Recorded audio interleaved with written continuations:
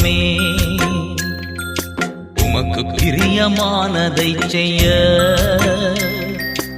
எனக்கு கற்றுத்தாரும் தெய்வமே.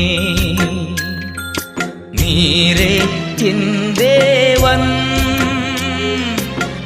நல்ல பரிசுத்த ஆவியானவர் செம்மையான வழியிலே நடத்த வேண்டுமே, செம்மையான வழியிலே நடத்த வேண்டுமே.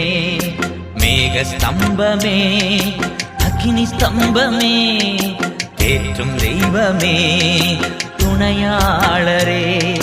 மேக ஸ்தம்பமே, அக்னி ஸ்தம்பமே, தேற்றும் தெய்வமே, துணையாளரே.